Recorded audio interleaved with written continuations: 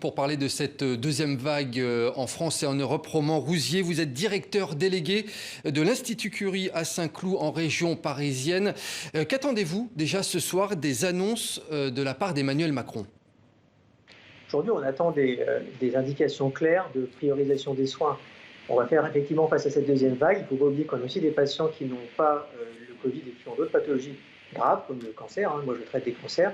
Et en fait, l'organisation nous permet de subvenir aux besoins au-delà du Covid. Et cette entraide entre les établissements va permettre, j'espère, de répondre à la deuxième vague. Roman Rousier, dans votre établissement, dans votre institut, quelle est la situation actuellement? Elle est compliquée? Alors aujourd'hui, on a des lits qui sont réservés pour les patients qui ont à la fois un cancer et qui sont atteints de la Covid. Donc ça permet de les prendre en charge de façon un petit peu spécifique. Et puis pour les patients les plus graves, on travaille en interaction avec les réanimations des alentours. Donc pour moi, c'est Ambroise Paré, Garches, Foch ou Versailles, pour qu'ils puissent accepter nos patientes qui ont besoin de soins intensifs. Un confinement... Ça nécessite une réorganisation très claire du parcours des patients quand même, la Covid. Un confinement général, c'est la bonne solution selon vous? Ce n'est pas à moi de répondre à cette question, les experts le feraient mieux à ma place. Nous, on est là pour participer à l'organisation des soins.